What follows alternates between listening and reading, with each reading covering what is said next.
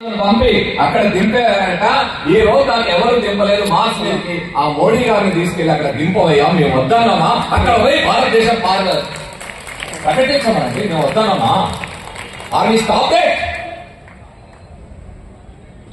ఎవరు చేయొద్దన్నా. ఇంకేమన్నా మాట్లాడితే మా గ్రంథాలను ఎత్తుకెళ్లి వాళ్ళు బాగుపడ్డారు. అరే వాడికి సంస్కృతం ఎవరు నేర్పిండు? సంస్కృతం అంటే మీ సొత్తు కదా, బ్రాహ్మణుల సొత్తు కదా. మరి వాళ్ళంతా చేస్తే మీరు చదువుకొని మీరు సంస్కృతం ఎందుకు మీకు రాదని చెప్పి రాదు, మాకెందుకు? మానెత్తిన వల్ల సంస్కృతం వృద్ధాలు ఎందుకు ప్రయత్నం చేస్తున్నారు? మీరు చదివి చెయ్యండి, ఎవరు చేస్తున్నారు? వద్దన్నామా మనం ఎవరన్నా ఆకన్నా? మిత్రులారా, మనం చాలా లోతుగా అధ్యయనం చేయాల్సిన అవసరం.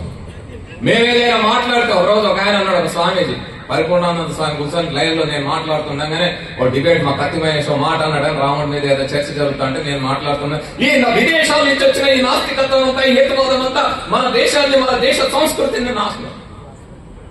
నేనన్నా, నువ్వు ఎక్కడి నుంచి వచ్చినావు? మీ ఆర్య బ్రాహ్మణ వ్యవస్థ వచ్చిందే, ఈ మనువాదం వచ్చిందే విదేశాల నుంచి. విదేశీ ఆర్య బ్రాహ్మణ వ్యవస్థ వచ్చి మా మీద పెత్తనం చేసి మా మెదళ్లలో నింపాలని ప్రయత్నం చేస్తున్నారు. హేతువాద ఆలోచన, భౌతికవాద ఆలోచన, ప్రశ్నించే తత్వం నా దేశ మూలవాసుల సొత్తు, మా భారతీయుల సొత్తుదే. సింధు నాగరికత విలసిల్లిన నాగరికత విలసిల్లి సైన్స్ అండ్ టెక్నాలజీ అభివృద్ధి చెంది వ్యవసాయాన్ని, నదుల నీళ్లను మళ్లించి వ్యవసాయాన్ని కనిపెట్టిన నేల ఇది. We are the scientist. So ఆ విధంగా తయారైన ఈ వ్యవస్థ చాలాకులు, లోకాయుతులు మాకు ప్రశ్నించడం నేర్పారు. అజితకేశ్ కంబలి, మక్కలి ఘోషల్ లాంటి మా మేధావులు, మా తత్వవేత్తలు మాకు నేర్పింది ప్రశ్నించే తత్వాన్ని. నీ కర్మకాండాల్ని, నీ వేదాల్ని, నీ యజ్ఞయాగాల్ని కొన్ని వేల సంవత్సరాల క్రితమే ప్రశ్నిస్తే ఈ రోజుకి సమాధానం చెప్పుకోలేక, తలెత్తుకొని తిరగలేక మా గ్రంథాలన్నింటినీ కాల్ చేసి మా మీద దాడి చేసిన వాళ్ళు కదా మీరు, చంపిన వాళ్ళు కదా, హత్యలు చేసిన వాళ్ళు కదా ఈ దేశం మేధావుల్ని, తత్వవేత్తల్ని.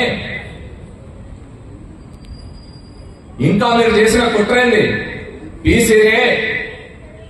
పిసి రాయ్ అనే scientist history of Hindu chemistry పుస్తకం రాశాడు. హిస్టరీ ఆఫ్ హిందూ కెమిస్ట్రీ ఏం రాశాడు? ఒకప్పుడు చారాకులు, లోకాయుతులు ఈ దేశంలో చాలా ఉన్నతంగా ప్రశ్నించే తత్వాన్ని, భౌతికవాద వారసత్వాన్ని దేశానికి అందించారు. ఆ తరువాత బ్రాహ్మణీయ వ్యవస్థ పెద్ద ఎత్తున ఎదిగిన తర్వాత యజ్ఞయాగాల పేరుతో వ్యవసాయానికి వెళ్లవలసిన పశువుల్ని యజ్ఞయాగాదుల్లో పెద్ద ఎత్తున ఊచకొత్తకు వస్తుంటే బౌద్ధం వచ్చి, జైనం వచ్చి వాటిని ఆపి తిరిగి వ్యవసాయం అభివృద్ధి, తద్వారా వృత్తుల అభివృద్ధి, ఆ వృత్తుల అభివృద్ధి నుంచి వృత్తులు ఎంత అభివృద్ధి చెందినాయో వాటి నుంచి అంత సైన్స్ అభివృద్ధి చెంది. మెటలర్జీ ఎక్కడి నుంచి వచ్చింది? అనేక భౌతిక శాస్త్రం, కెమిస్ట్రీ, ఇలాంటి అనేక రసాయన శాస్త్రాలు, మెడికల్ సైన్స్ ఎక్కడి నుంచి వచ్చింది? మీరు మెడికల్ సైన్స్ అనగానే చార్వాకుడు, సుశ్రుతుడు గురించి చెప్తారు. చార్వాకుడైనా సుశ్రుతుడైనా ముందు చేయాల్సిన పనేంటిది? మెడికల్ సైన్స్ అభివృద్ధి కావాలంటే ముందు శరీరాన్ని కోయడానికి ముందు ఒక జంతువును కోయాలా. మేము తినేటప్పుడు మేము కోసుకునే జంతువు, మేము కోసుకునే మేక, మేము కోసుకునే ఇంకో జంతువు, దాంట్లో కదా మేము భాగాలు చూసింది. ఆ భాగాల ఆధారంగా మనుషులాగా అవయవాలు కూడా ఈ విధంగా ఉన్నాయా లేవని పరిశీలించడానికి శవానికి వస్తే వీడికి క్షుద్ర పూజ చేస్తుండీ, వీడికి మంత్రాలు అంటగడివి. క్షుద్ర పూజ అనడంలోనే మీరందరూ కూడా, మనందరం కూడా పదాలు వాడతాం. క్షుద్ర పూజ, క్షుద్ర విద్య అంటారు. క్షుద్ర విద్య అంటే ఈ బాణమతి చేతబడులు కావండి, శూద్రుల విద్య. శూద్రులు చేసిన సైన్స్ అండ్ టెక్నాలజీ, శూద్రుల వృత్తుల్లో ఉండే సైన్స్ అండ్ టెక్నాలజీ, నా కుండలు చేయడంలో ఉండే సైన్స్ అండ్ టెక్నాలజీ, నేను మొక్కలు చేయడంలో ఉండే సైన్స్ అండ్ టెక్నాలజీ, బట్టలు ఉతకడానికి ఆ సౌడు వాటిలో ఉండే రసాయనాలను అర్థం చేసుకుని మలినమైన బట్టల్ని తెల్లగా తయారు చేసిన రసాయన విజ్ఞానాన్ని నా జంతువు చచ్చిపోయిన తర్వాత కుల్లి కంపు కొడుతున్న చర్మాన్ని తీసుకొచ్చి తెల్లతున్న చెక్క, నల్ల తంగేడు చెక్క తెచ్చి దంచి ఆ ఒక నీళ్ళలో కలిసి దాన్ని నానబెట్టి ఎండబెట్టి అది కంపు కొట్టకుండా తయారు చేసిన మొట్టమొదటి కెమికల్ సైంటిస్ట్ కదా మేము. సైంటిస్ట్ మా దగ్గర నుంచి కదా సైన్స్ పుట్టింది, నా వృత్తుల్లో నుంచి కదా సైన్స్ పుట్టింది. ఇది శూద్ర విద్య అవుతుందా? క్షుద్ర విద్య అవుతుందా? శూద్ర విద్య అనేది ఇది శుద్ర విద్య అయితే మరి ఏ విద్య గొప్పది? మొత్తం రాయిని చెక్కి 6 కాలం కష్టపడి పొద్దుటి నుంచి సాయంత్రం కష్టపడి కొన్ని రోజులు నెలల పాటు కష్టపడి ఒక రాయిని చెక్కి అందమైన శిల్పం తయారు చేసిన వాడేమో అదేమో క్షుద్ర విద్య అవుతుంది. అది తీసుకెళ్లి గుళ్ళ పెట్టి నువ్వు 4 నీళ్ళ సుక్కలెట్ట చల్లి ఇంత పసుపు కుంకుమ చల్లి నేను ప్రాణ ప్రతిష్ఠ చేసినావు. అది మహావిద్య, పవిత్రమైన విద్య అనేది. ఎలా బిల్డింగ్ కష్టపడి ఏ రాయి ఎక్కడ పెట్టాలి, ఎంత ఎక్కడ పెట్టాలనే వాటన్నిటినీ ఒక సివిల్ ఇంజనీరింగ్ పద్ధతి నేర్చుకొని వాస్తు పేరుతో ఇది ఇక్కడ పెట్టు అది అక్కడ పెట్టు అంటే నీదేం క్షుద్ర విద్య అవుతుందా? రోగాన్ని తగ్గించిన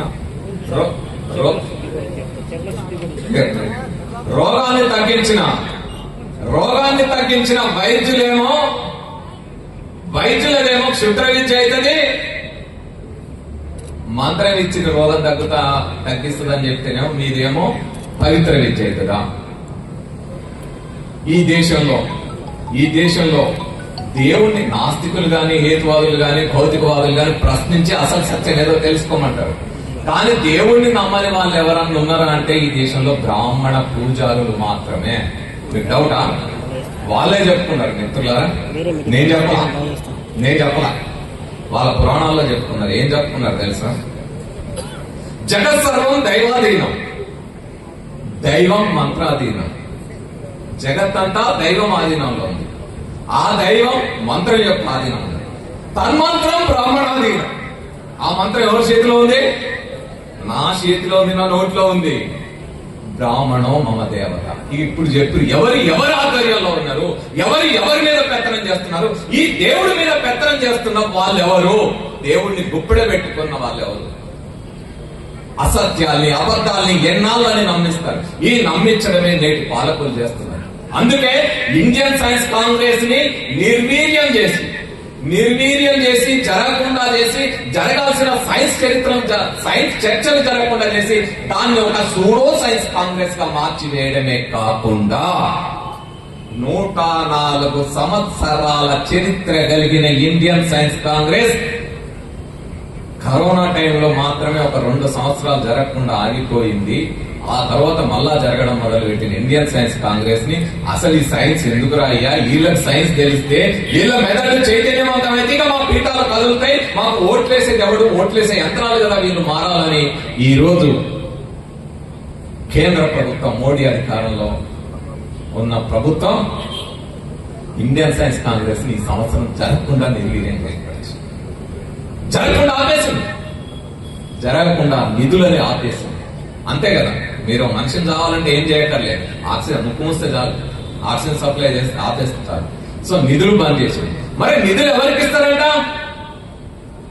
ఇండియన్ సైన్స్ కాంగ్రెస్ కి అఫీషియల్ గా ప్రభుత్వం ప్రతి ఏడు భారతదేశానికి స్వతంత్రం వచ్చినప్పటి నుంచి ప్రధానమంత్రి అఫీషియల్ గా ఇనాగ్రేట్ చేసి ఇండియన్ సైన్స్ కాంగ్రెస్ కి నిధుల కోత పెట్టి మరి నిధులు ఎవరికి ఇస్తారట? ఆర్ఎస్ఎస్ సంస్థ అయిన విజ్ఞాన భారతి అనే ఒక సంస్థ, సూడో సైన్స్ ను ప్రచారం చేసే సంస్థ, మనతోటి ఆవు మూత్రాన్ని పేడని తినిపించి తాగిచ్చే సంస్థ,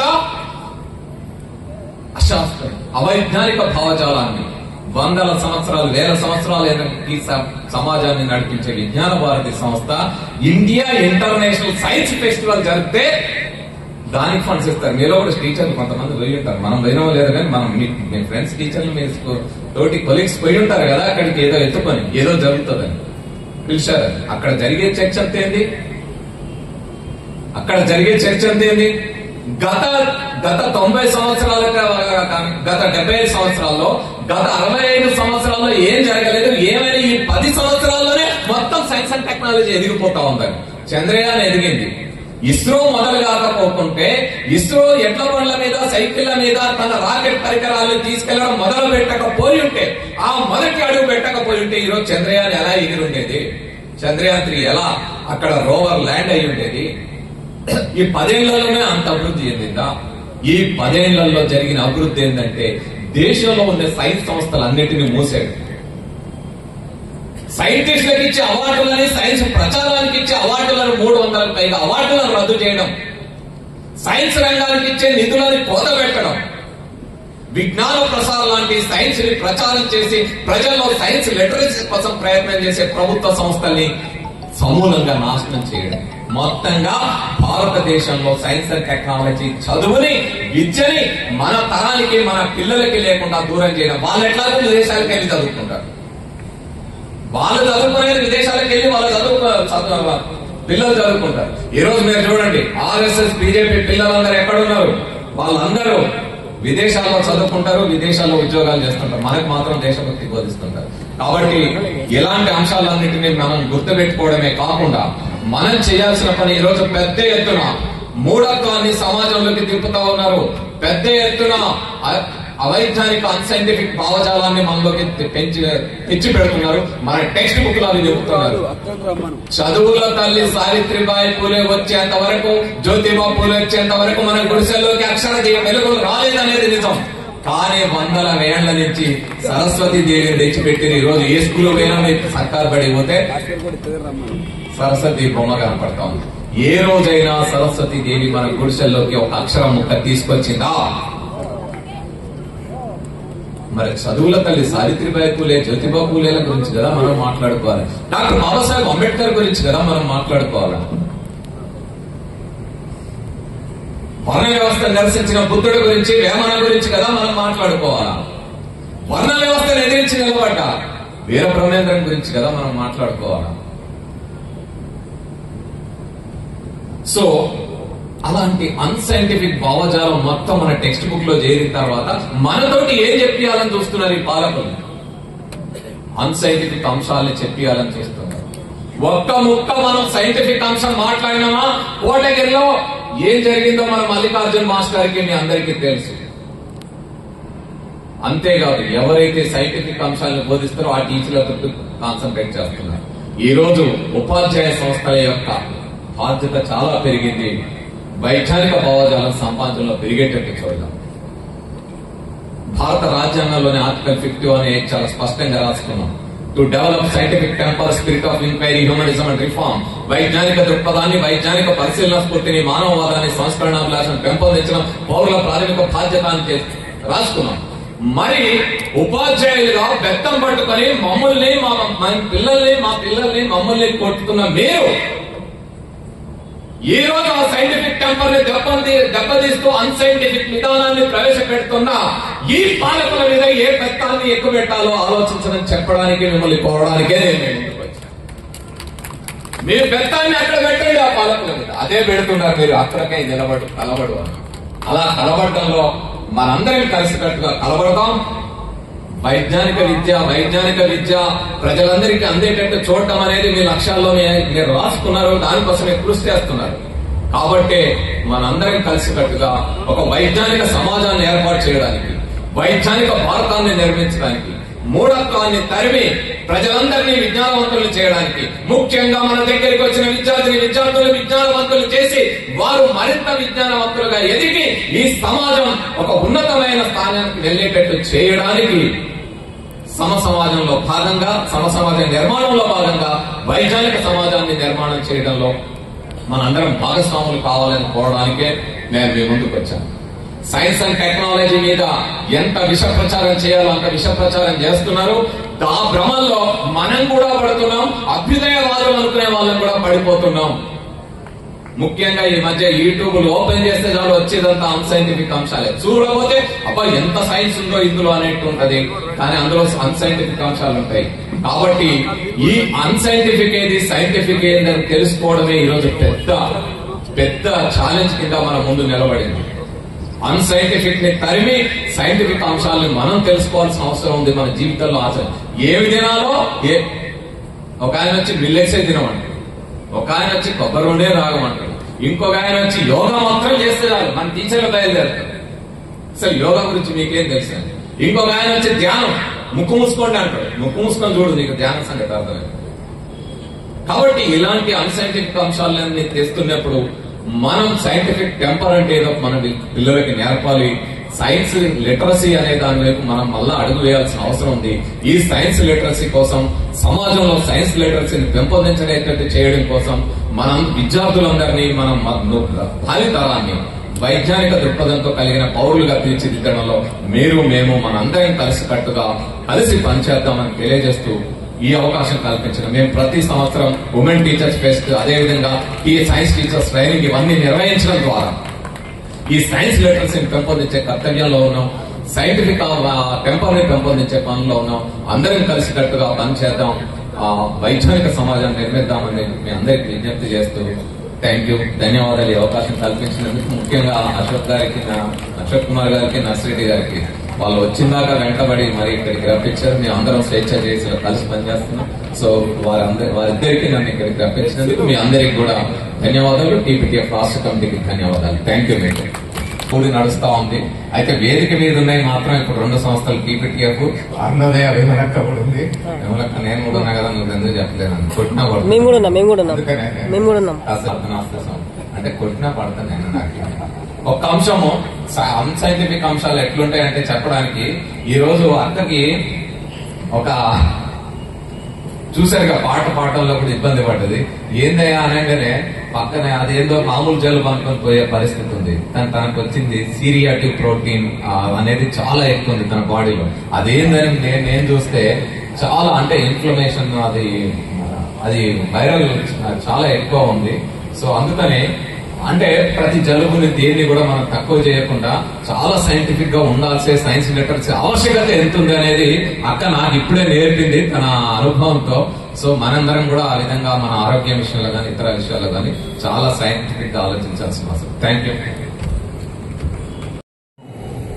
మనం అశాస్త్రీయ భావజాలాన్ని పెంపొందించుకొని పాఠ్యాంశాల్లో ఉన్న విషయాలను మాత్రమే పరిమితమై తరగతి గదిలో బోధిస్తే అది సరిపోదు.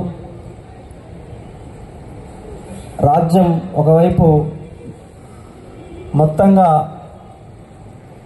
ఒక మతాన్ని ముందుకు తీసుకొచ్చి పాత భావజాలాన్ని మన మీద రుద్దేయడానికి, శాస్త్రాన్ని పక్కకు పెట్టడానికి, అంటే సైన్స్నే పక్కకు పెట్టడానికి చేస్తున్న ప్రయత్నాన్ని మరి మనం చూసాం. ఈ విషయాలన్నీ స్పష్టంగా చెప్పిన రమేష్ గారికి టీపీటీఎఫ్ పక్షాన ఉద్యమాభినందనలు. ఇప్పుడు విమలక్కకు ఆమె పోవడానికి అంటే అనారోగ్యంగా ఉంది, చాలాసేపు ఉండాలనుకున్నప్పటికీ మరి పోవాల్సిన అవసరం ఉంది కాబట్టి మేమంటూ పెద్దలు గుమ్మన్ నర్సయ్య గారి ద్వారా